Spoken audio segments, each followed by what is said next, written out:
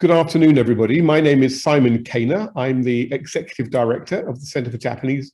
No, I'm not. I'm Executive Director of the Sainsbury Institute for the Study of Japanese Arts and Cultures here in Norwich, and also the Director of the Centre for Japanese Studies at the University of East Anglia. And it is a real pleasure to welcome you all to our second day of our second online summer program in Japanese cultural studies, which we're bringing you live from Norwich, where some of us are located, courtesy of our wonderful sponsors, the Toshiba International Foundation and the Ishibashi Foundation. And our theme today is climate, obviously one of the pressing issues of our times. I've been asked just to say a little bit about the Sainsbury Institute, which I will do, and about our partnerships, and maybe just a tiny little bit about our summer program, so that clears the way then for the substantive discussion, which is going to be happening this afternoon. So the Sainsbury Institute for the Study of Japanese Arts and Cultures was established just over 20 years ago through the generosity of Sir Robert and Lady Lisa Sainsbury, who in the 1970s donated their wonderful art collection to the University of East Anglia, where it is now housed in the Sainsbury Centre for Visual Arts. And I very much hope that those of you who have not been able to visit Norwich before might take the opportunity to come over and see us. We have some wonderful Japan-themed exhibitions this summer, and we'll be talking more about those over the course of the rest of our summer programme over the next 10 days or so. I'm sitting now in the Cathedral Close, the heart of this most beautiful of medieval English cities, and you can see just behind me is our Sainsbury Institute Japanese Garden, which was installed just outside the main entrance of Norwich Cathedral about 10 years ago. And we now like to think, partly through the activities of the Sainsbury Institute, that Norwich is one of the most Japan-friendly here, in being the geographically closest English city to Japan as well. One of the programs that we've been particularly pleased with over the last few years, in partnership with the University of East Anglia and the Centre for Japanese Studies there, have been our summer programs. We've run two of these since 2014. The first was called the Japan Orientation Summer School, particularly directed at students from Central and Eastern Europe. And we also run something called the Ishibashi Foundation Summer Fellowship, which we've run twice now, bringing doctoral level specialists to Norwich and to the UK to pursue their own research and to meet our broader networks. Last year, due to the pandemic, we weren't able to offer either of those programs in person, so we shifted them online. And so delighted were we by the response that we thought we'd better do another one this year. And we've changed themes for this year, because I know that we have amongst our 350 or so participants from all around the world. I believe we've got 52 countries represented this year. And I know that we have some old friends from last year have decided to come back for some more. So it's a completely new program this year. And whereas last year our theme, we were sort of focused a little bit more on the things that we do, particularly at UEA, and Japanese art history, cultural studies. This year we've taken the themes of sports, sustainability and technology, because of course here we are in what is turning out to be a very curious Olympic summer. Indeed, our summer program ends about an hour before the opening ceremony of the Tokyo Olympics on the 23rd of July. It's one of the things that's been really exciting about these summer programs has been the way it's allowed us to enhance our research partnerships. And today I'm particularly delighted that we're working with colleagues from the Climate Crisis Thinking in the Humanities and Social Sciences Cross-Disciplinary Research Network at the University of Oxford, which brings together humanists, scientists and social scientists to explore academic methodologies, conceptions and agendas to help shape public policies in facing the climate crisis. And I believe it's jointly funded by the Oxford Research Centre and the Oxford Martin School. So a huge welcome to all of our colleagues from Oxford who are with us today. And we've also got colleagues with us from something called Climate UEA. And Climate UEA is a cross-university initiative launched by the university. We've now declared a climate emergency through UEA, and we're working hard to make sure the university itself and all of our activities are fully sustainable and are carbon neutral, so reaching carbon zero by 2050, and of course working to make sure that a lot of our activities right now are as sustainable and have as small an impact on the environment as we possibly can. The session that we're running today has been pulled together by Robert and Lisa Sainsbury Fellow this year, Dr. Eiko Honda, who I know is known to many of you. We're thrilled to have Eiko with us. We've run our Robert and Lisa Sainsbury Fellowships ever since the Sainsbury Institute was established. It's a postdoctoral fellowship program. We normally welcome 2 postdoctoral fellows to our institute each year. Sadly, this year, due to the pandemic, we have Eiko isolated over in Oxford, but we're very much hoping that at some point we'll be able to bring her back to Norwich. And she's our fellows. Actually, we've got 3 fellows with us at the moment. We've got Dr. Charlotte Hinton, who is up in Glasgow working on textiles, Okinawan textiles, and we've got Dr. Daria Melnikova with us, who's working on Russian constructivism and futurism and its connections to Japan. At the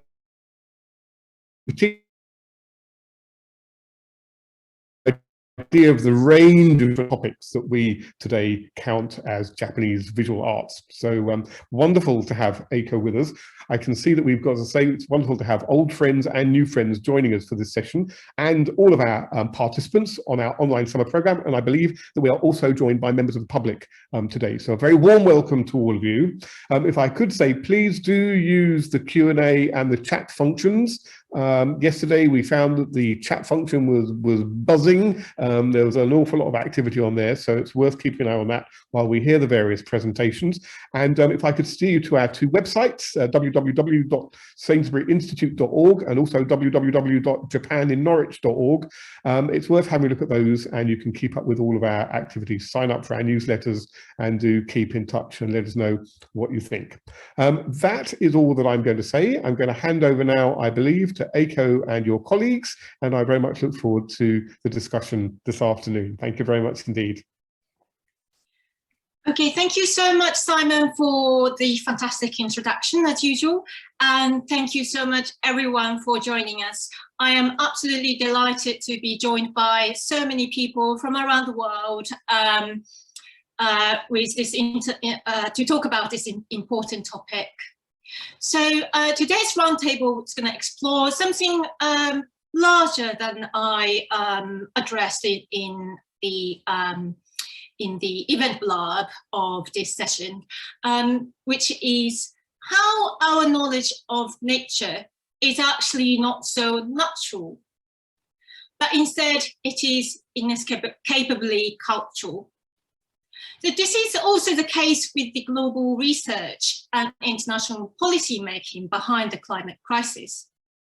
The research behind these is typically, as you know, led by the science and technology specialists with the aim to produce universally applicable solutions. Of course, science and technologies are essential in our life on the planet, but what if the kind of terminologies and ideas of humans' place in the world were limiting the scope of intellectual imagination with which we produce knowledge and shape human actions? Today we are joined by lawyer, geographer, artists and historians, myself included, whose work unpacks the cultural knowledge of nature pertinent to the climate crisis, yet often remained outside the official channels of national education and international conversations. And of course, this is a concern relevant to not only Japan, but also to the entire global community of the summer school participants, we all know. So please do share your comments and thoughts in the chat if any of the ideas being discussed today resonates at all with the cultural knowledge of nature you know, both within and beyond Japan. We would love this event to be a space for mutual learning, where we also be learning from you. So without further ado, I would like to pass on to Professor Amanda Power from Oxford. Amanda is a historian and co-convener of the climate crisis thinking, and she kindly agreed to perform the role of discussion chair today. Thank you. Thank you, Rika. I won't say any more to add to that excellent series of introductions. So without further ado, I think we'll kick off. And I'd like to introduce today's first speaker, who is an environmental lawyer, Dr. Isabelle Giraudoux. Isabelle is an associate professor at the University of Tokyo who specializes in environmental legal studies, disaster law and contemporary legal thought, focusing on post-3/11 disastrous tsunami and earthquake in Fukushima, Japan. Her current research project examines how environmental legal education and legal practice engage with the Anthropocene scientific proposal and thought experiment. Over to you, Isabelle. Thank you very much, Amanda. I hope that my connection is stable because it shows otherwise. But first of all, thank you very much to the organizers of this roundtable, Eco Ronde in particular, for so kindly offering me a chance to share with you what are still the first stages of my most recent research project. So here I will limit myself to raise a few research questions. I would like to share some slides, just a few. Here we are. All right, I hope that it's okay. So the statement that climate change is increasingly becoming a fundamental legal disruptor is becoming commonplace. Universally disruptive of legal systems, climate change presents a number of conundrums for lawyers. Japan is no exception. In an era of unlimited harms and a decade after the March 11 triple disaster, climate change defined the way legal practitioners think about and deal with disaster risks.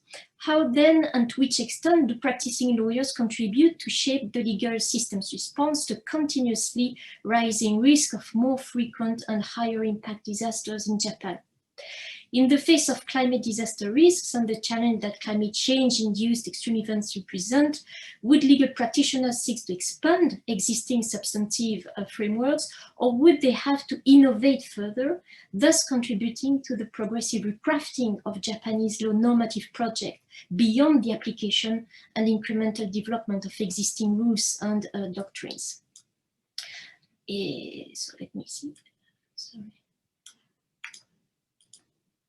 So I present the ways in which practicing lawyers can address the various legal disruptions caused by climate disaster risks are not clearly identified and remain insufficiently discussed.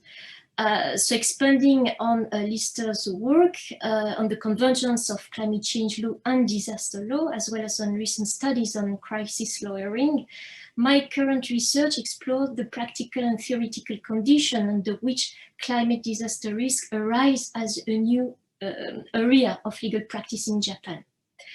In so doing, this research in progress seeks to elucidate whether there is a particular approach to climate disaster risk that lawyers in Japan should embrace, or something distinctive about climate crisis lawyering that calls for specific knowledge, skills, and expertise. So here I would like to briefly discuss why legal reasoning and the legal ecosystem of crisis response in Japan need to open up to a wider range of narratives, understandings, and modes of thinking. I'm sorry, Isabelle, I'm sorry to interrupt you, Isabelle. One of the participants asked if the slide could be a bit larger so that they can read properly. Sorry, is it better this way? Oh, it's fantastic, thank you. I'm sorry. All right, thank you for noticing. So in this regard, one possible question is whether social science-based assemblage thinking and its interconnected understanding of society and nature may apply to climate disaster lawyering and shape lawyers' reasoning in Japan. Briefly described, an assemblage corresponds to some form of provisional social spatial formation composed of heterogeneous elements that may be human or non-human and non-human, organic and inorganic, technical and natural. The concept has now become popular among scholars in different disciplines, including in critical legal scholarship. So building on more than human understanding of disaster, my research hypothesis is that the analytical framework of social science-based assembly thinking can help climate lawyers characterize which phenomena can be addressed as climate disaster risks and determine how to deal with such risks in law. First, in assembly thinking, disasters are understood as neither socially constructed nor naturally occurring. Rather, they are seen as materializing through the uneven relationships between more than human phenomena that operate in uncertain ways, both independently and in relation to anthropogenic processes and knowledges. So here the classical focus on root causes when dealing with disaster and disaster risks is replaced by a focus on how disasters tend to emerge as possible disasters in the making. And building on this trend of human environmental research, critical environmental law more specifically have been questioning accepted boundaries by experimenting with new assemblages that include different materialities. So for example, the legal theorist Andreas Philippopoulos Michalopoulos, based in the UK, considering that we are always in an assemblage with the planet, emphasizes that the boundary between a body and its environment can no longer be taken into as a given. So the other makes clear, however, that there is no center, yet there is difference. So such a positioning implies to consider both the indistinguishability between bodies, this in reaction against an enduring human exceptionalism, and the de facto emergence of different bodies, hence the needed return of anthropos as a new political and legal body. Precisely, and as further explained by this legal scholar, the responsibility regarding planetary degradation changes depending on where each body is situated in this assemblage. Concurrently, what he calls a situated environmental law should help humans assume their responsibility in relation to their position in the planetary assemblage.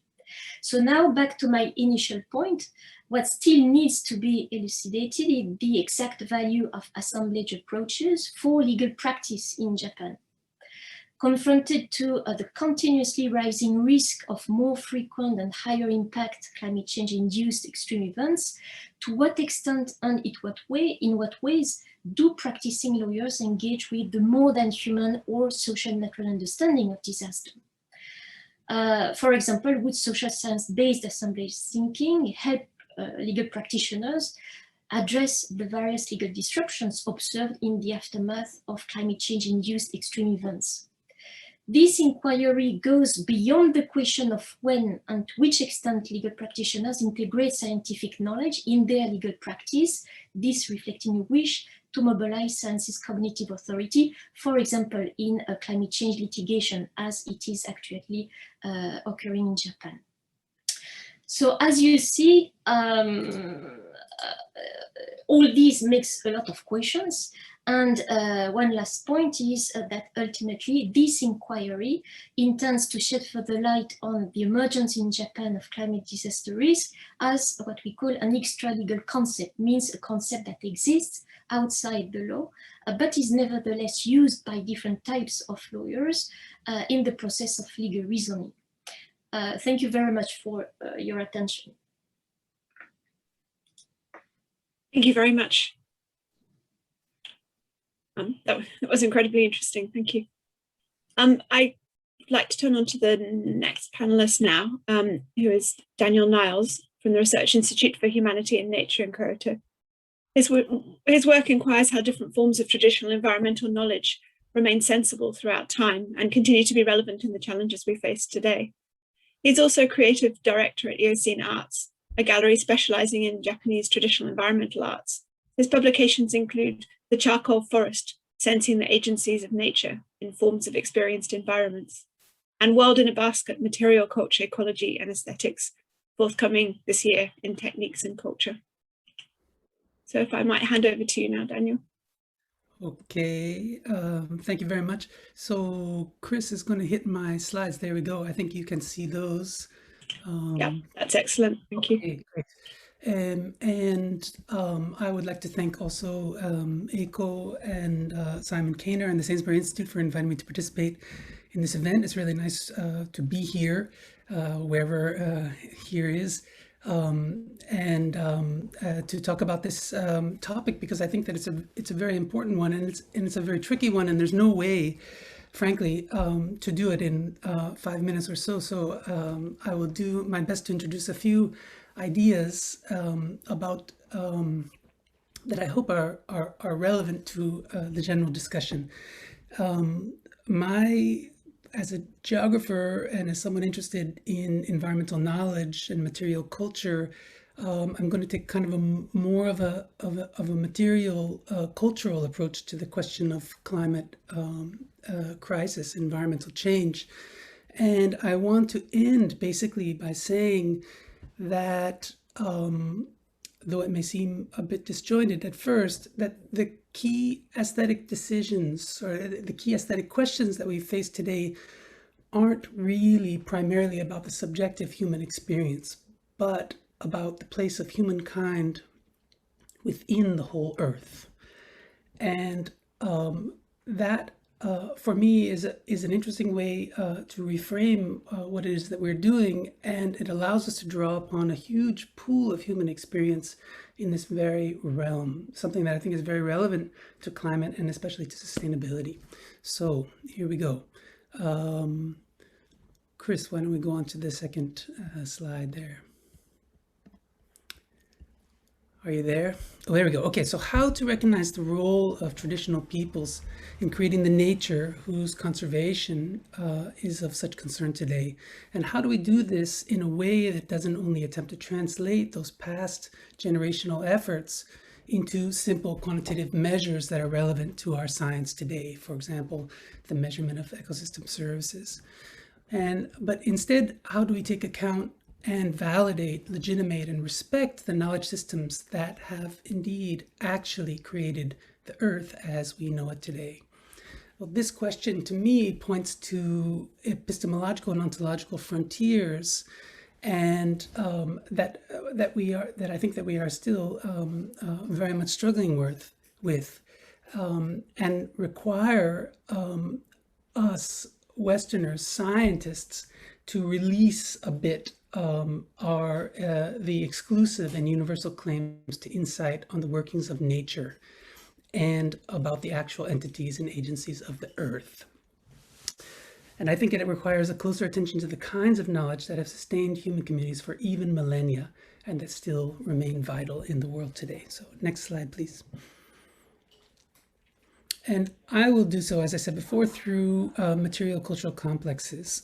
Japan is a great place to do this because it has such a long history of habitation and such a rich archaeological or material cultural record. And it's also, not coincidentally, a place that has very, very strong material cultural presence in the world today. We should say presence or coherence in the world today. It's one of the things that most people recognize first, kind of, about Japan.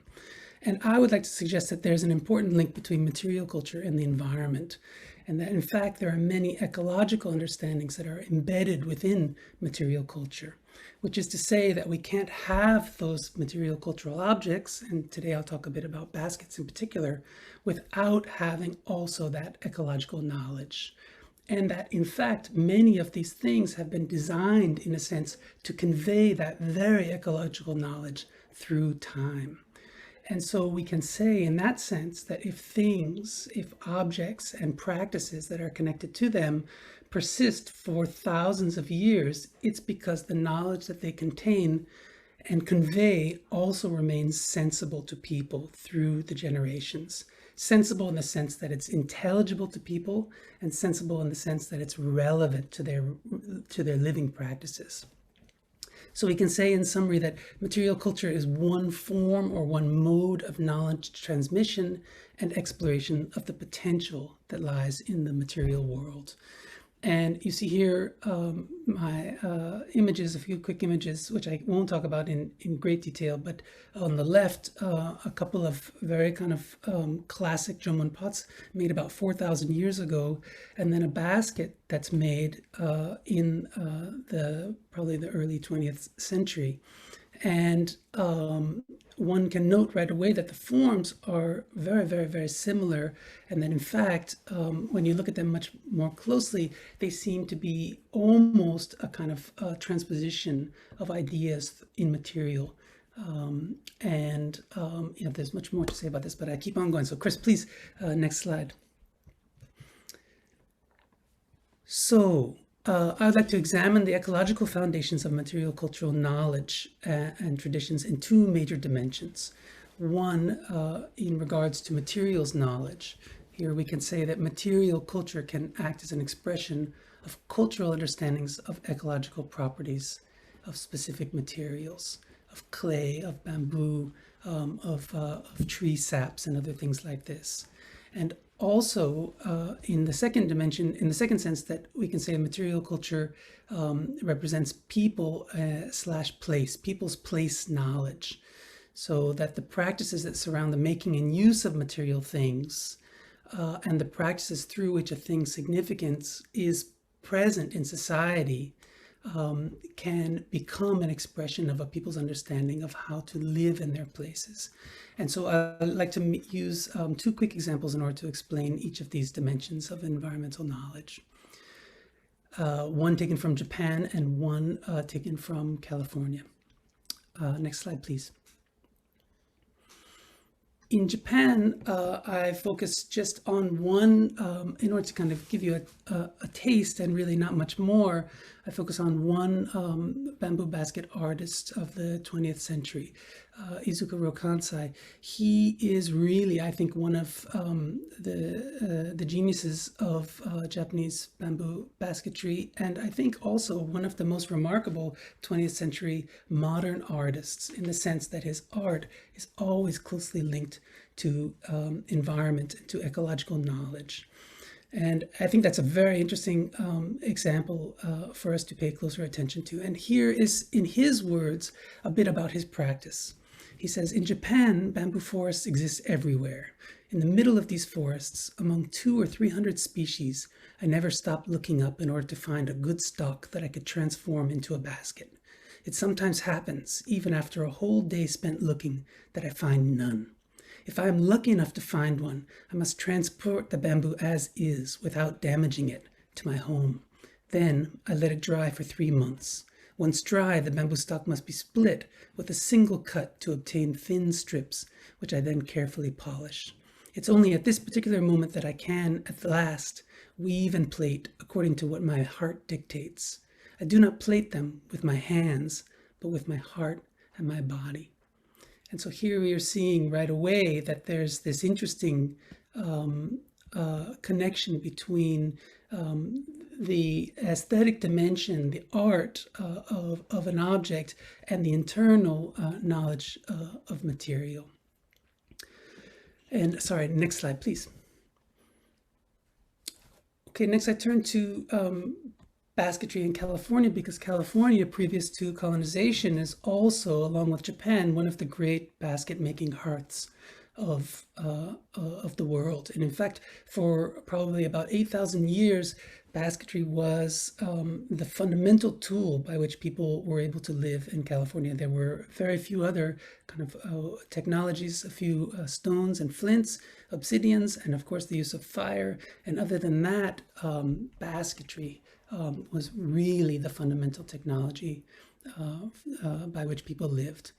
And about basketry, we should really see it as a landscape art, as a set of practices that's completely linked into people's patterns of living in place.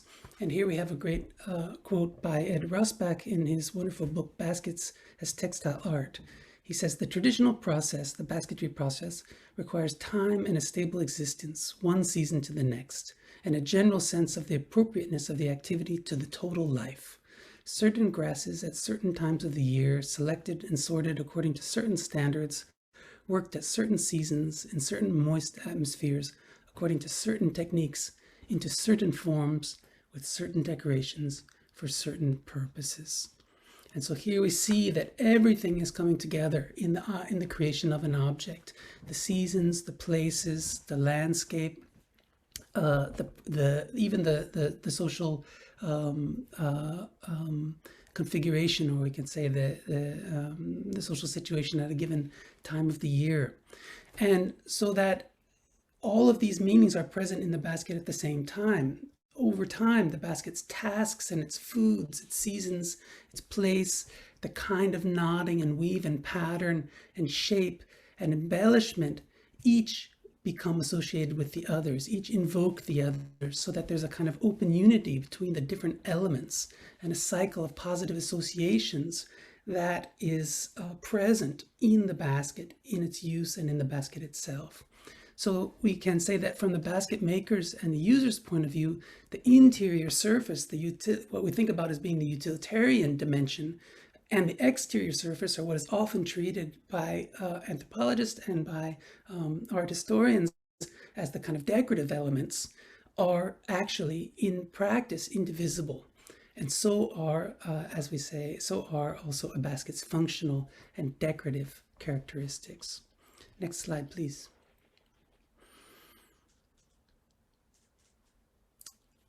Yes.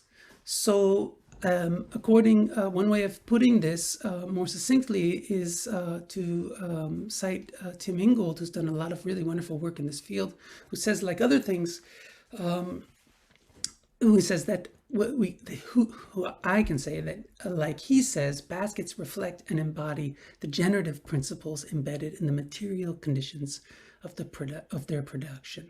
So we see baskets in this case, and also other kinds of material culture, as instantiations of the movements and rhythms that link a people's livelihood, social forms, cultural practices, local ecologies, and landscapes. And the objects themselves are not just embodying that, but they have conveyed it through time. And the persistence of these forms over long periods of time indicates, as I said earlier, the continuing sensibility of this whole body of knowledge.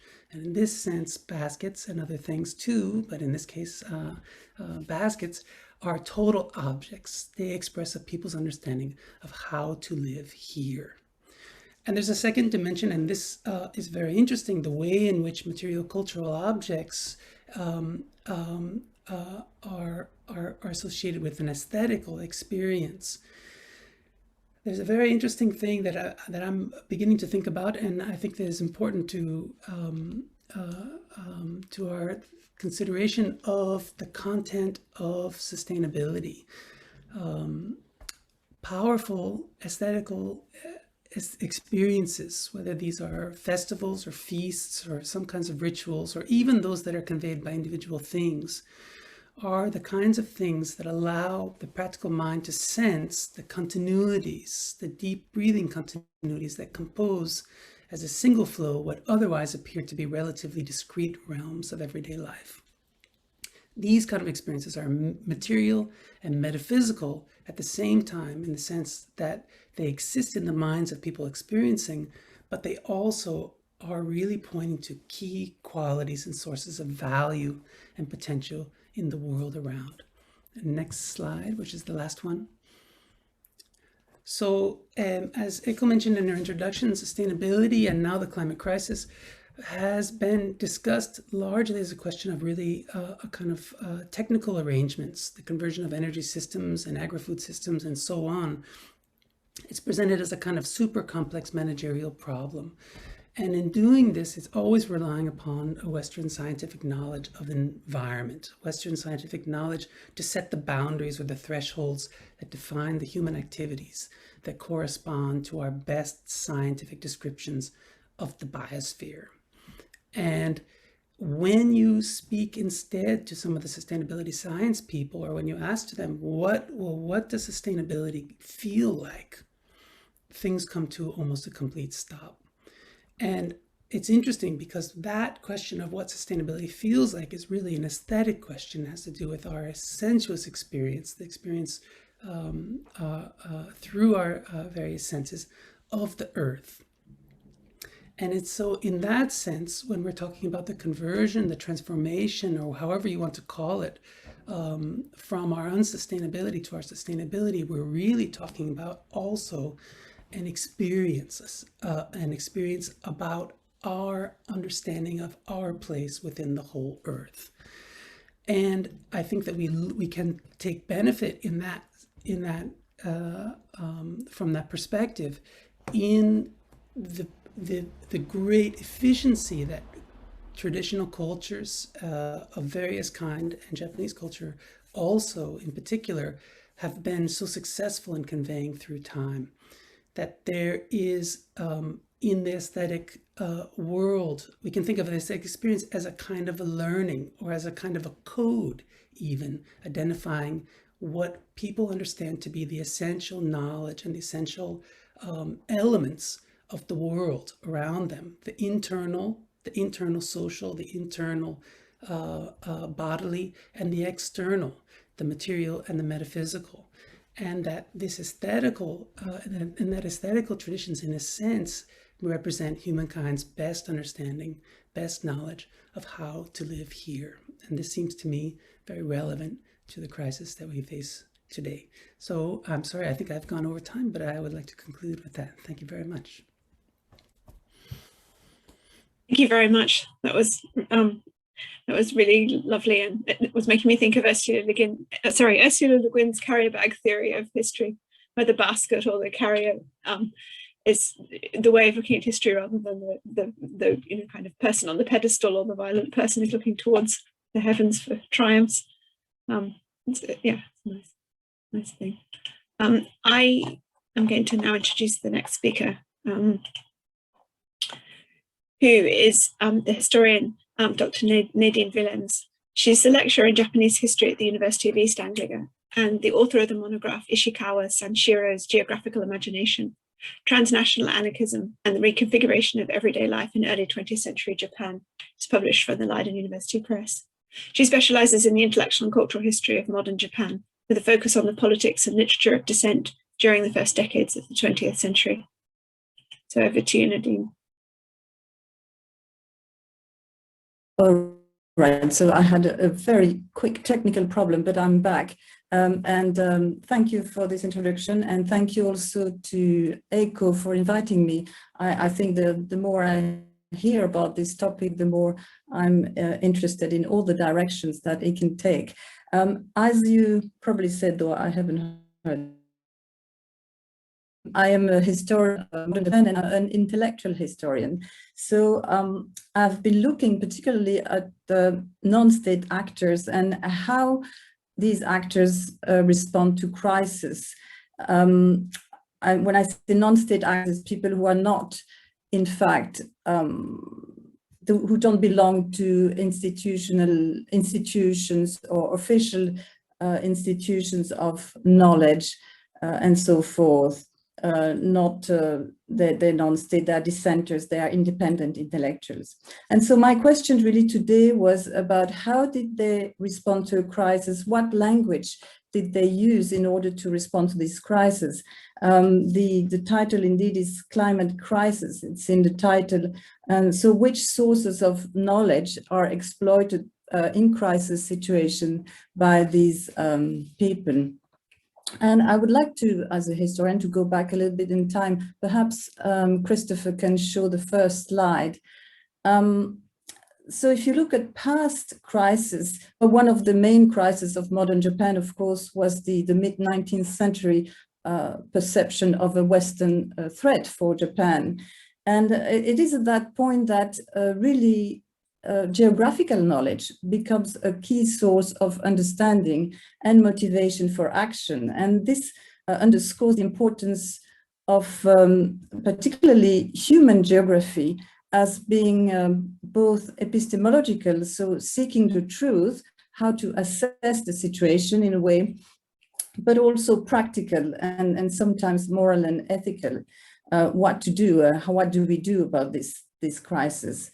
So this examples that I wanted to give is one of Yuda Shoin, who you may know was one of these pre-revolutionaries who was very much interested in Western scientific knowledge, but also very much aware of his own traditions, including geographical traditions. He said, human life does not exist apart from the land, and no matter of importance is separate from the people. Therefore, if we must discuss human affairs, we must first understand geography. So this focus on geography is, I think, quite important and relevant today in the kind of discussion that we have.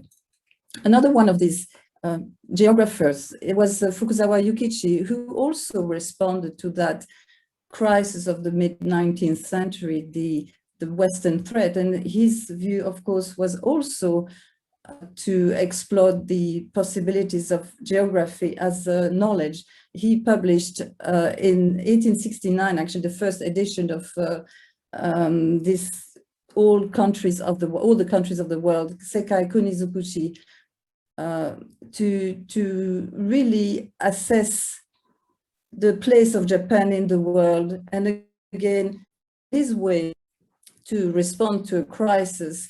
But what I want to emphasize today is how this idea of geographical knowledge was so important. And of course, when we go to the post-Meiji restoration, and these, I think I would like the next slide, please. The post-Meiji restoration, there was the Ashio environmental crisis, another crisis that called for an engagement with geographical knowledge. The Ashio crisis was an incident that took place in the late 19th century, early 20th century. In the kind of rapid industrialization, there was a huge pollution due to the overexploitation of the Ashio copper mine in the north of Tokyo, and it has, of course, very harmful consequences for thousands of farming families, destruction of rice paddies, health damaged by the pollution. And the government responded to the crisis by focusing on modern science, basically privileging engineering, for example, over agronomy. That is privileging technical, mechanical solutions over what I would call human solutions.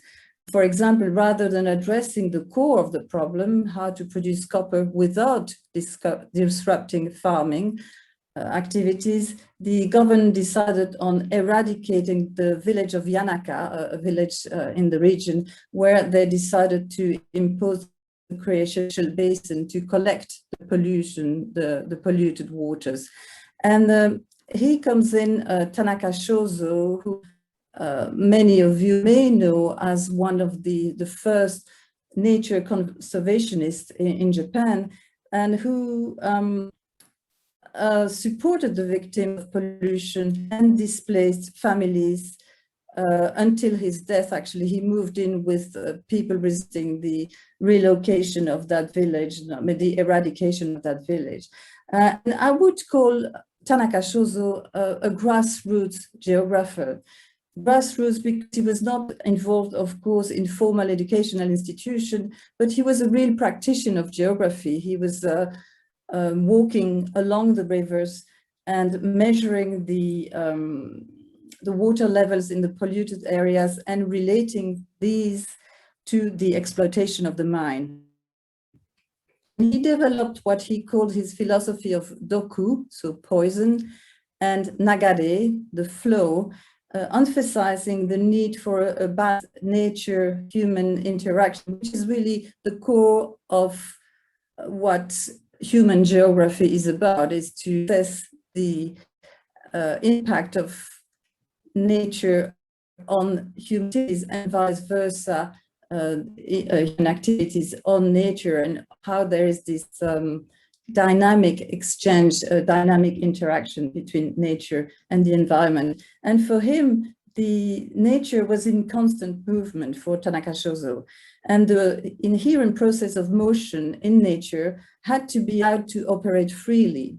And this process could be assisted, such as in the case of agriculture, but it would also it should not be distorted or reversed. And going against this natural flow produced poison, which had consequences for nature itself and human organization. So in his view, Doku, the poison, emerged the way of humans, the way of nature, were not aligned. And Tanaka's philosophy underscores the interconnection with natural and the social.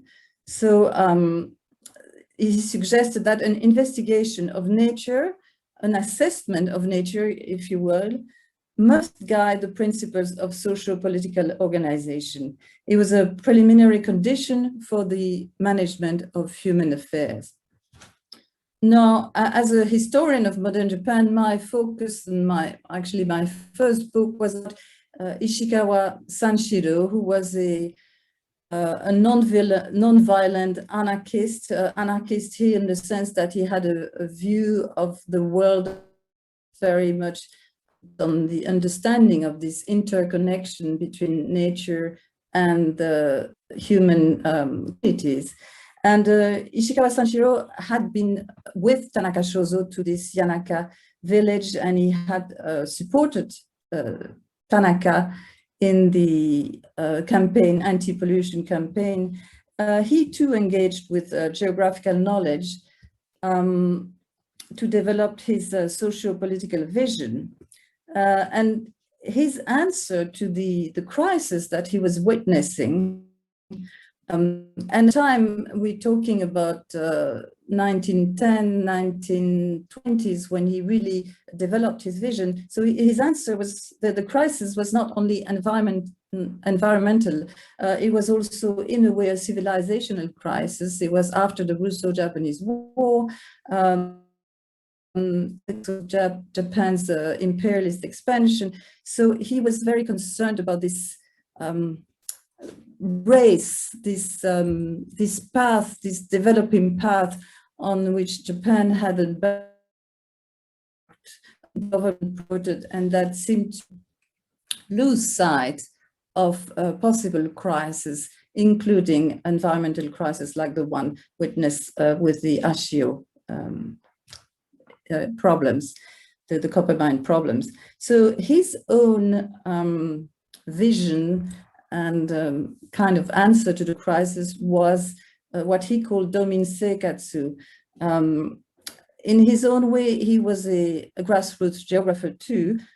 He was concerned with humanity's interaction with the land. So domin seikatsu, perhaps we can have the next slide, was his vision of until you can see, so Ishikawa Sanshiro together with Tanaka Shozo. And if we can go straight to the next slide, which is about his idea of what he called dominance. And you can see that, in fact, he translated domin seikatsu by democracy. It was domin because domin is the indigenous, the people, the rooted people of the earth, which is similar for him, or was similar for him, to demos, the original word in Greek language. And seikatsu is the daily life, kurashi, which is the same. So he made it kurashi, democracy. So what he really wanted to say with this play on words, this language, and we're talking here about language really, is that people attached to the land gave meaning to life, to human communities. And of course, it was, what he meant was not the land as a territory or as a national symbol, but as a nurturing place, a locus of daily practices of production, consumption, and exchange. And I was very happy actually to hear Daniel talk about the materiality and basket making, because here too, there's this notion of daily life practice, of something that you do on a daily basis with nature, or and you can of course expand to the environment in general. I mean, even people, for Ishikawa, even people living in the cities could somehow engage with their environment on a daily basis. And his view was really the danger of losing sight with the basis of human life.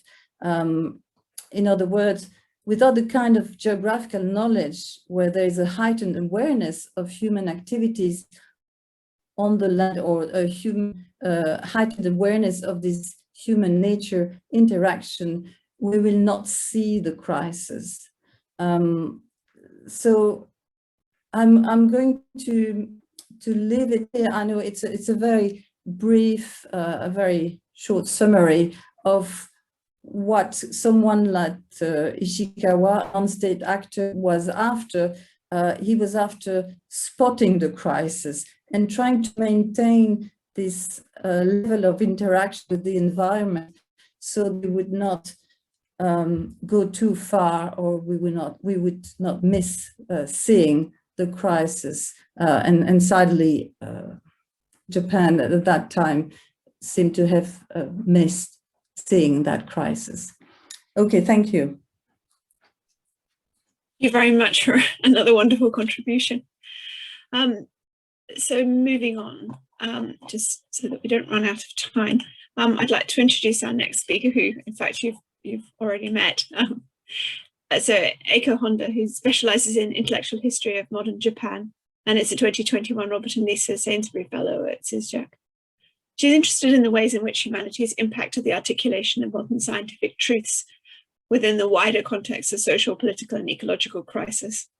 At CISJAC, she currently works on a monograph manuscript entitled The Emergence of Queer Nature, Minakata Kumaguzu, living between 1867 and 1941, and the Making of the Microbial Paradigm, 1887 to 1900. And I'll hand over now to you, Eiko. Thank you so much, Amanda. Let me start the video. And can you see the screen? Yes, that looks good to me. Oh, fantastic. Okay, well, wow, thank you so much for all the presentations so far. It's been absolutely fascinating, and this is one of those moments that I feel incredibly privileged to be able to learn from everybody else in this kind of circumstance. And so as part of the roundtable, I would like to briefly introduce another historical example of how a non-institutional independent scholar of modern Japan reimagined the idea of ecology, that the terminology is so familiar to us, all of us today. So here I will focus on the case study from the intellectual imagination of Japanese naturalist and polymath Minakata Kumaguzu, the subject of my study, as Amanda kindly mentioned. He was born in the Meiji period, which is typically known as the era of Japan's modernization period. And by modernization, it typically meant westernization, so adaptation of Western political system, adaptation of Western science and technologies. But instead of looking at larger subjects, he was fascinated by the world of microbes, such as slime mold, fungi, algae, and ferns. So actually the photos, fantastic photos taken by Sato Takehiko, on this far slide are some of the examples of microbes and slime mold you'll be able to find in the forest, typically speaking. And despite the fact that he was an independent scholar, he made an enormous contribution to both the field of science and humanities of the time in both Japanese and English. And unfortunately, there is no monograph written in English at the moment. Hence, this is my project to produce a monograph behind his knowledge formation. But in Japan, he is a little bit of underground rockster, and he is known as the pioneer of ecological thought. So he used this term ecology and created his own translation of the idea, and that happens in the middle of his activism against the Shrine amalgamation policy that happens right after the Russo-Japanese War, which Nadine mentioned earlier. And Russo-Japanese War, historically speaking, it implied the triumph of Japanese nation's progress through the adaptation of the Western civilizational knowledge. And behind this so-called civilizational progress was the newly introduced policy of shrine amalgamation. And the government wanted to destroy and merge and destroy the kind of shrines that worshipped the nature and the animistic existences that was believed to live in the forest of Japan. And so instead, because long ago they introduced this idea of another kind of Shintoism that worship the Emperor of Japan instead. So by doing this, they could industrialize the so-called natural resources and prepare for the next war. And so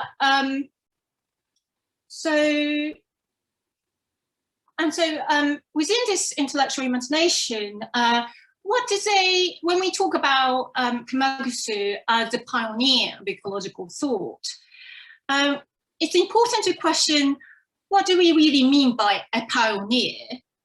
Did he spread the idea of ecology as it was imported from the West? Or did he imbue a meaning different from the European term? Or indeed a meaning different from the Japanese government's translation of the term at that time? So the term ecology or ecologia, I can't pronounce German term, I'm afraid, but was originally coined by the biologist Ernest Haeckel. You might recognize his botanical artworks. Here you can see very colorful, and sometimes you even see these work embellishing the wall of restaurants in public. And so he introduced this term in the mid-19th century, and he defined it as the study of how organisms relate to their external world. So notice the use of this phrase external here. He situated them in the study of ecology in a world where there was a clear divide between the world of, for example, microbes or other kind of species. So now the term got translated into Japanese by the governmental bureaucrat and botanist Miyoshi Manabu in 1908. And he called this ecology seitaigaku. And Miyoshi is actually known for his introduction of the German geographer Alexander von Humboldt's notion of the natural monument in 1906. And this idea developed into the scenic historical natural landmark Memorial Preservation Act, governmental policy introduced in 1990 in order to protect specific species of trees that could be endangered under the ongoing industrialization and civilizational progress.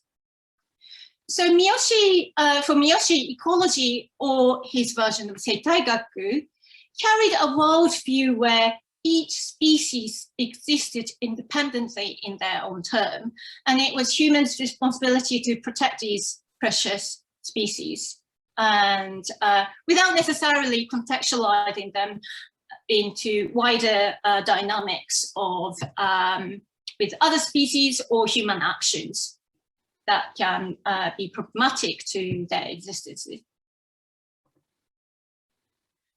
So, but Minakata Kumagatsu had a slightly different approach.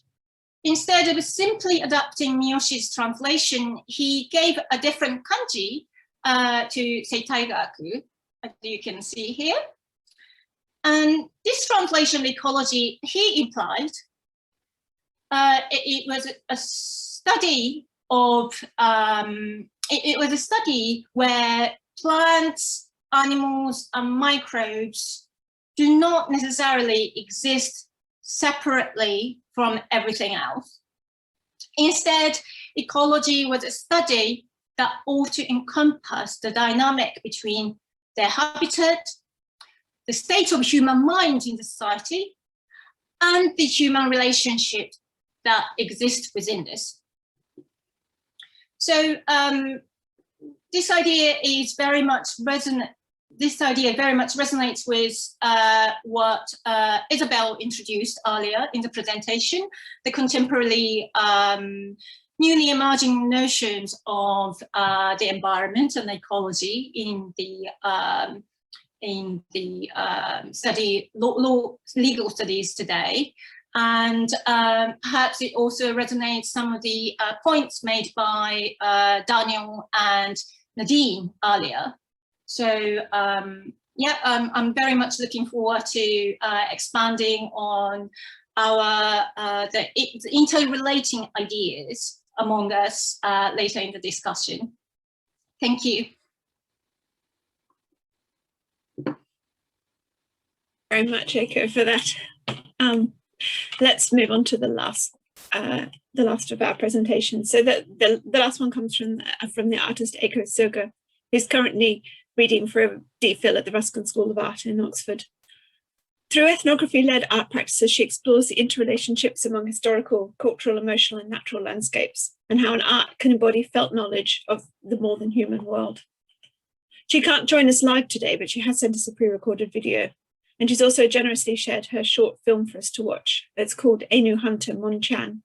And for those participants from the summer school, it is on the summer school program website, and please watch it if you're interested and haven't already done so. So I'm handing over to Eiko here.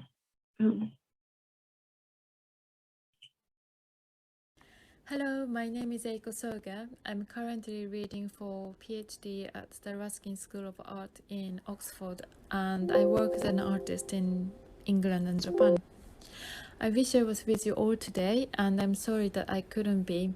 I've been working with an Ainu elder for past months in Hokkaido, so I'm making this video in Japan right now. I hope my presentation energizes and opens up interesting conversations. Today, I would like to share my experience of working with an Ainu hunter called Mon-chan, who I became a friend with in 2016 and made a video work in 2020. Did everyone manage to watch the video? If so, thank you for watching it. My aim today is to raise an awareness of our sensory and felt knowledge that is ephemeral, changeable, and intangible among the modern human world. An idea of the world that isn't centered around only humans. And I'm interested in exploring ideas that support equality among all living species in the world through a region-specific way. I would like to question the power that capitalist modernization has given to written language. By contrast, the Ainu did not traditionally have written language, and so they developed extensive ways of using spoken language in very skillful ways. By oral communication like storytelling or remembering history through honoring and reciting the names of ancestors. An Ainu hunter has learned to hunt, not through reading a guidebook, but through working with an elder, communicating with nature, and negotiating with neighboring communities. There is a spiritual aspect to the hunt, which is to do with their understanding of the relationship of human beings to the non-human world, and this is passed down through stories and ritualistic gestures. In the film, Monchan prays to the fire god before he begins his hunt, and this is an essential act of him. He told me how he believed in kami, which is often translated as spiritual divine beings, or supernatural entities possessing spiritual energy. Kami can refer to animals, plants, the weather, and human tools. I learned that his belief in kami makes him act fundamentally differently to non-Ain hunters. I've read some papers and folklore written about kami. I also listened to elders who spoke about the ideas of kami. I often felt that I thought I kind of understood, but only in my head. I only came to have better sense of kami and Monchan's relationship with nature as Monchan and I spent time together in a mountain. We also went fishing and hung out with friends through just everyday activities. My question is, how can we, who have been brought up in and are conditioned by the culture which depends on the written word, come to truly understand the worldview of indigenous people like Ainu? Many of us now are very concerned with the idea of decolonization and rewilding, but all too often we fail to really understand their vision and include it when we make policy decisions or when we pursue our research. How can we be open to learn from cultures which have very different values from our own? I took the approach of spending a lot of time with Monchan. He took me to the mountain where he hunts, and I tried to understand what he was doing experientially. As a result, I made a video work of my own experience to show my attempt to unlearn my social norm and a process of embodying Monchan's values. It was also my way to approach ethical responsibility as a researcher and an artist, sharing the knowledge Monchan have given to me. I hope that you will be interested in exploring how we can think differently and create alternative value systems that respond well with our current world that faces environmental and ideological challenges. Ultimately, how can we make and transform diverse and alternative values into mainstream values? What would be your approach to make an idea of other into your own matter? Thank you very much.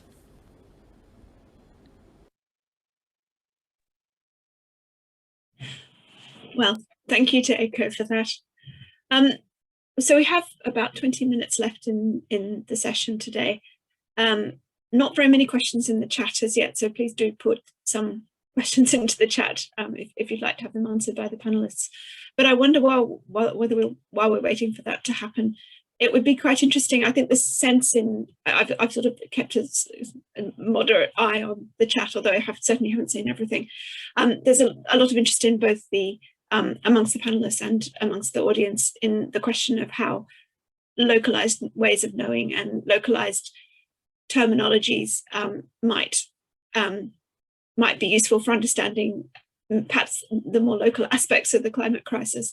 But I think there is also the issue of how we manage to speak beyond. Can we take concepts that belong to a particular locality and do we want to universalize them? But if we don't universalize them, then we're left with just the Anglophone and maybe some other concepts. But then, as someone pointed out in the chat, they are very much Anglosphere concepts that we're working with. And it seems as if we ought to try and universalize something from other localities. But what happens to the local when we do that? If I could sort of ask the panelists to bounce off that and perhaps develop this conversation in directions that seem interesting to you. Sure, thank you so much. I could start answering the question, if I may. And I believe perhaps the approach is not necessarily to think through this idea of universality. But as I proposed some of this as part of the reading list in the as part of the summer school, there's this idea called pluriverse that's been proposed by anthropologists and becoming more and more prominent today. And so this idea of pluriverse denies the existence of universe as in the unified view of the world. So as much as there's diversity in the way in which humans inhabit through cultural terms in the world, there's multiple plural, as we can refer to the title of the panel, plural ways of inhabiting the world and understanding and processing what it meant to yes, inhabit and live on this planet. So one of the ways to perhaps we could advance from this idea of pluriverse is actually perhaps to diversify the kind of cultural knowledge of science that we learn and teach in art universities and or even earlier in primary school, perhaps. But so this one of the example is Amanda.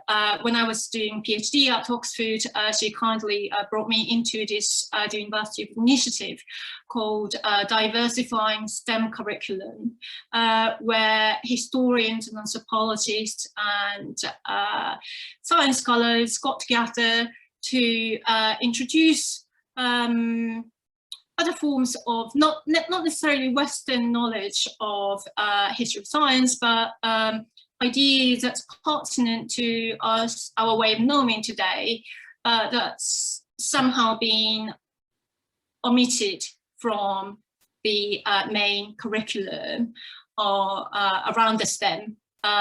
So science and technology and mathematics and anyway. And so yes, that's one of the good examples of a practical way of advancing from here. Thank you.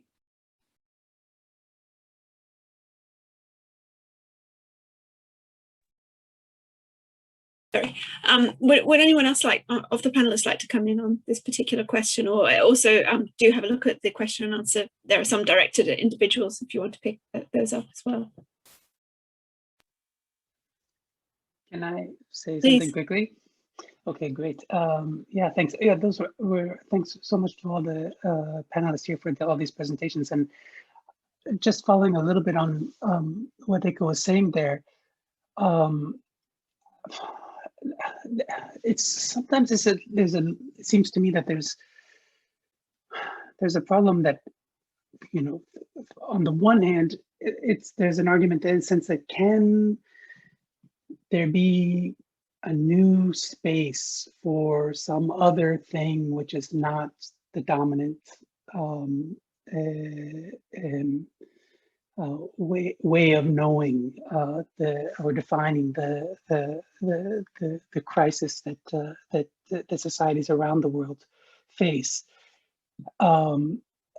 Are there any other metrics? Are there any other forms of value? Are there any other forms of exchange that exist that are going to be equal to the challenge of this global, super complex crisis?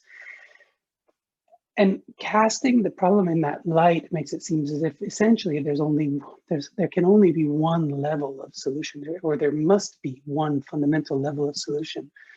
Whereas when you look in the last years at the science of environmental change, more and more what's called for is transformation of social ecological systems, of transformation of our societies, in order to deal with the unsustainabilities that are built into our current systems. So there is no option, according to our best science of the time, in preserving what we've got going. What science is asking for, and you see this in the top journals in sustainability, again and again is for real substantive transformation of our societies. The problem is that there's not often a lot of vision about what that transformation will entail, or from what field of experience we can draw in order to get ourselves from where we are now. And I speak in this our self. I'm sorry about that. That's obviously it's a problem, but I think you catch what I'm saying, and how to transform societies from their unsustainability to something which is sustainable. And what are the fields of experience? And my sense is that there are many, many, many sources of experience out there that can help societies from the micro level to the regional level, to the national level, or national, local, regional, local, national, regional, international, global level. And there are many techniques, there are many sources of information, but they contrast. They conflict, as they should do, with the embedded ways, the embedded patterns. And so in a sense, there's a mental shift which is required for us essentially to open our minds to transformation. That is equal to the depth of the crisis that we are facing now. Nadine, I think you had your hand up before. Do you want to add something to that, or should we go on to the questions? Yes, I was going to just make a comment about this this pluriverse, which I like as a concept. However, I also want to point out that historically, all knowledge, well, a lot of knowledge is a blend of knowledge. And I was thinking about the Japanese grassroots geographers, and of course they were very keen on learning from Western science, and geography as such was, somehow borrowed from Western science, but it was also fueled by indigenous traditions, and so all knowledge, especially these days, I think, is a blend of knowledge. So could we still talk about universal or pluri? I mean, it's for me, it's mainly blended knowledge, and I think we have to particularly keep the awareness that this is the process through which knowledge is created. It's a blending. And responding to Daniel about the mental shift, of course, this is the crucial question, but how do we bring about that mental shift?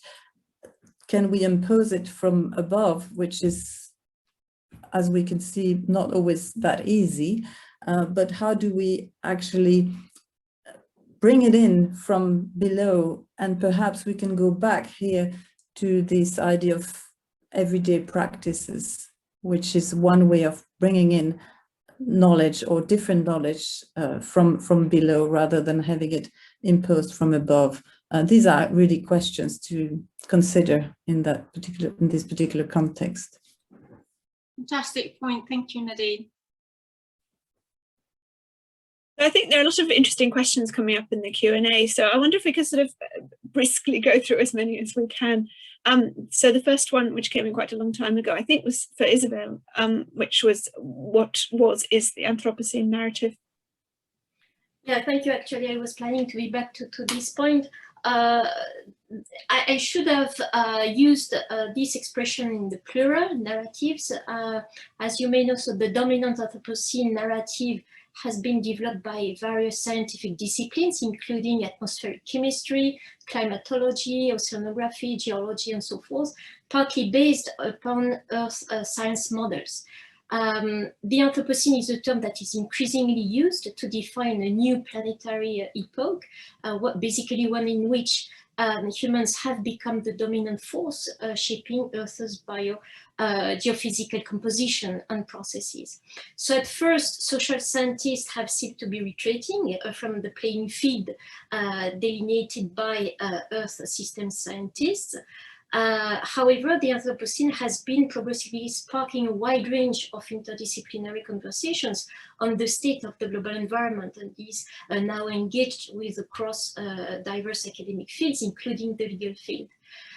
So basically advocating for a critical Anthropocene research agenda, environmental scholars across the humanities and social sciences have been trying to challenge the dominant Anthropocene narrative and its underlying ontologies. And their main aim was and remains to shed further light on what global environmental change research and its dominant Anthropocene narrative generally conceals. So if the so-called age of humankind implies a new era, when nature is us, and wherein it's we who decide what nature is and what it will be, that's the dominant narrative, then any critical Anthropocene research agenda shall try to illuminate who exactly is and what actually lies behind such global scale force able to reshape the planet, as well as how it is enacted. So by questioning the predominant story and its quantitative and positivist research paradigm, social scientists can only but invite to re-engage with the Anthropocene as a multiple object.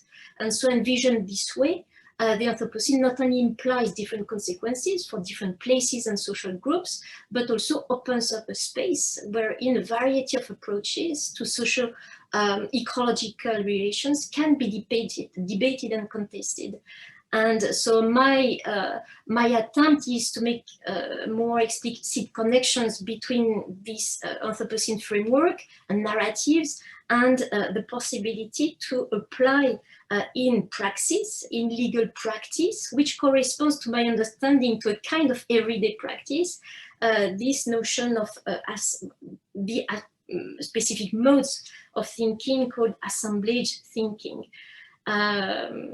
But yeah, I'm still far away from providing any answer. Maybe just a final remark with language and translation. Actually, the word Anthropocene has been translated in Japanese, Jinshinsei or Anthropocene, which corresponds to the literal translation of age of humankind, and reflecting on the limits of such translation. The anthropologist Atsuro Morita contended that the term lacks cultural sense in Japan, where the nature-culture dualism would hold, according to him, no purchase.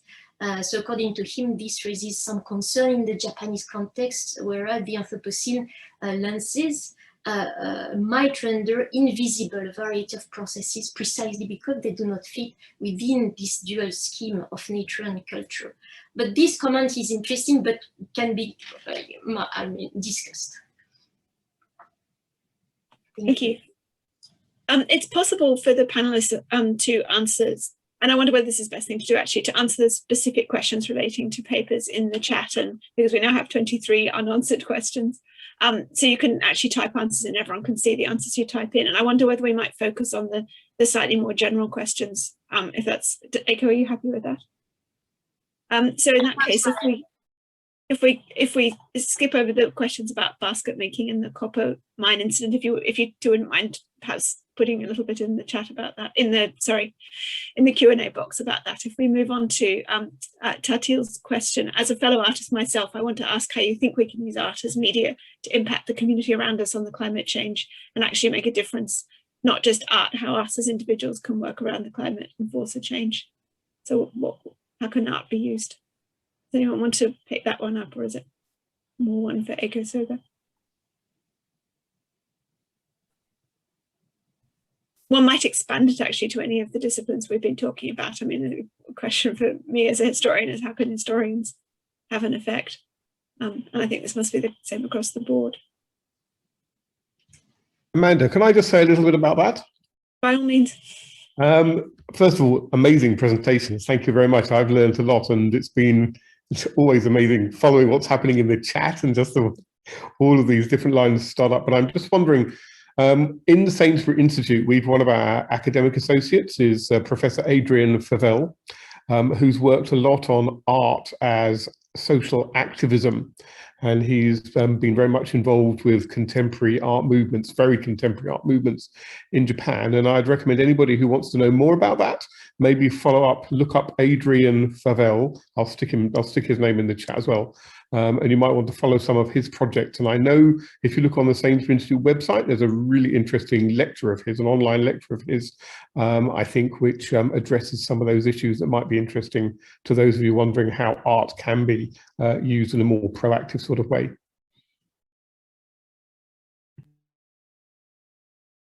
If we move on to a question from AJ Pratap, which is, thank you for a very informative and interesting set of lectures. One can see ecological sensibilities, values and knowledge are very deeply ingrained in Japanese culture. How well does that translate into current legislation and conservation policies? This strikes me as a particularly interesting question because we have this sense that we lack this so badly in so many societies, and that's why we're not having the policies. But do these things connect?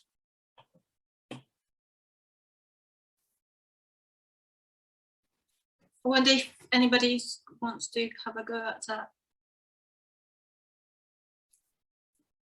So it's one of the main, commonly pointed out question in the environmental humanities within Japanese studies is this idea of romanticizing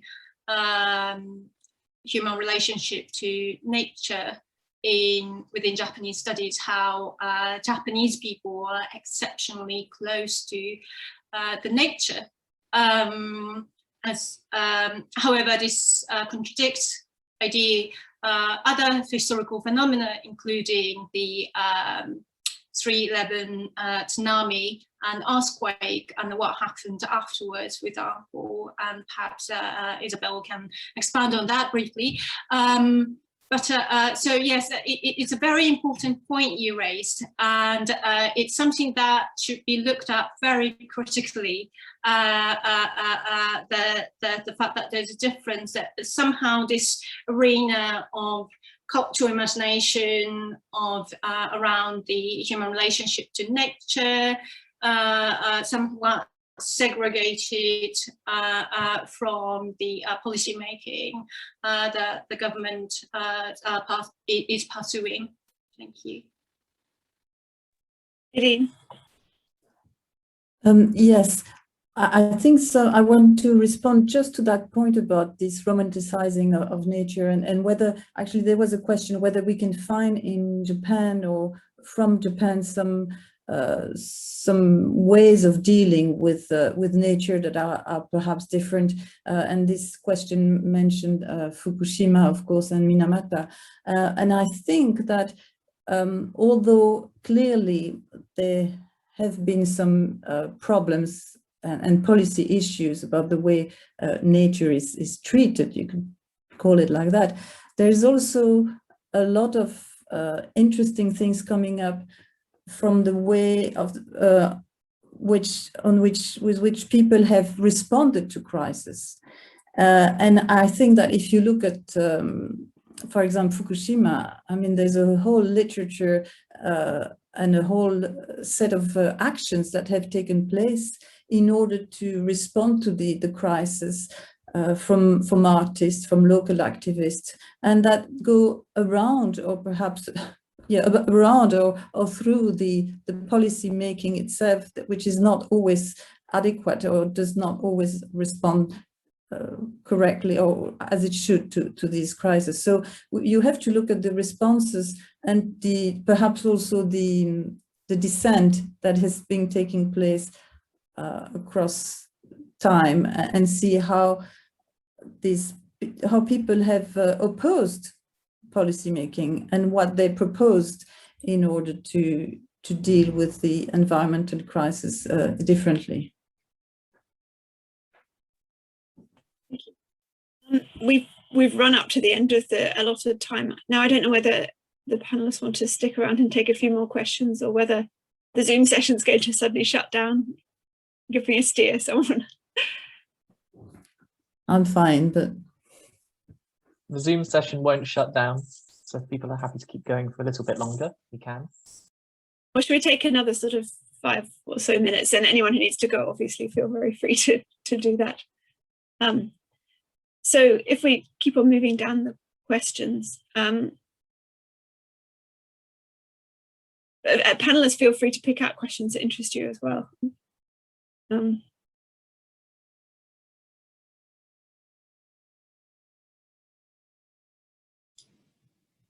just maybe very briefly, and to add on Nadine's remark, I will limit myself to a very brief appreciation of environmental law. Environmental law in Japan has been quite proactive, actually, trying to respond to pollution cases, but it has been modeled following certain models. And then we can't really expect from environmental law as a discipline, as a field of regulation, to reflect the Japanese so-called perception of nature or understanding of nature or cultural specificities. Basically, it's an example of legal reception of one branch of law from Western law. More or less. Then that's the existing legal framework. But we have also, in addition to existing rules, certain specific ways to interpret these rules. And not only by judges and magistrates through litigation, for example, but also more generally by lawyers.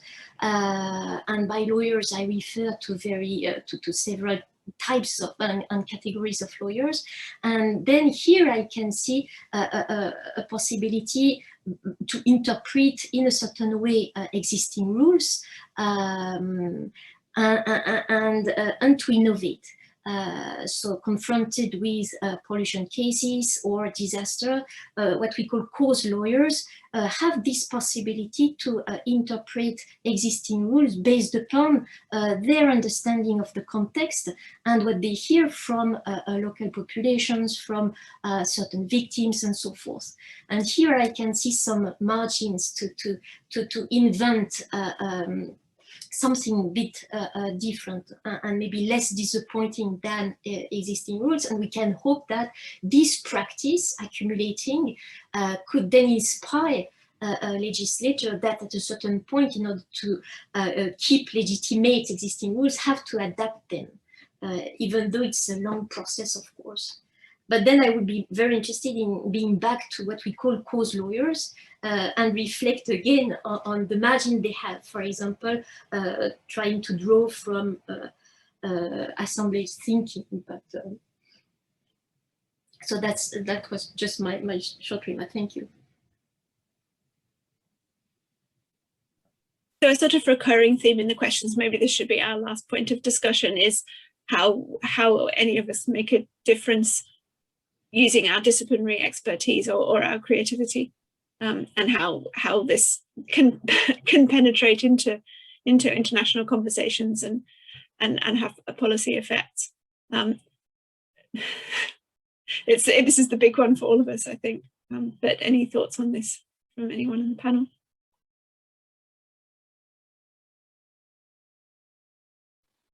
I guess it sort of so I guess bringing together what you just said in terms of bringing the ideas into international conversation and the question of whether the Japanese are necessarily close to nature or this idea of romanticization.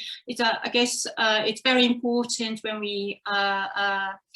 we think of research questions in Japanese studies, what do we mean by Japanese? And so is it the idea of Japan or Japanese proposed by the government that gets taken up to the conversation at the international stage? Or is there a different kind of imagination about being Japanese or Japanese knowledge that happens on the ground? Exemplified by things that Nadine talked about and Isabel pointed out. So, for example, in my study in Kumagusu, for him, Japanese knowledge actually meant the kind of Buddhist knowledge and Chinese natural studies. That was very popular, that were popular in Tokugawa period before the so-called westernization, modernization by westernization happened in the Meiji period.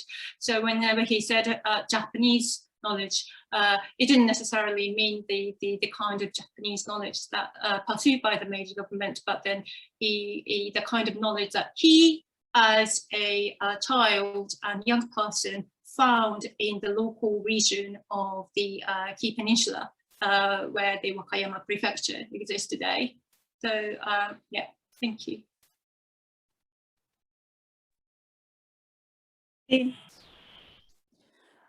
Well, talking about our respective disciplines, and I think that's what Isabel said was really interesting, is this ability of lawyers, but also of historians and artists and anthropologists and so forth, and geographers, to go back to the local, to go back to the micro, and to explore what is happening on the ground, really, much more than, you know, what a universal language allows. So it's really this ability to go back to the local and transmit that information. I think that's one thing we should perhaps keep in mind in this case.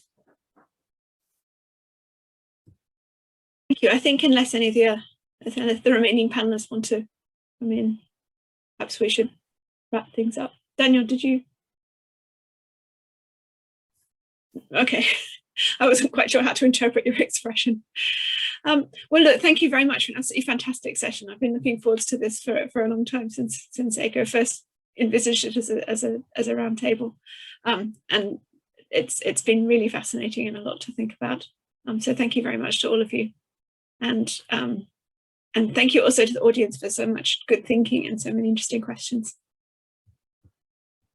Thank you so much. Thank you. Thank you.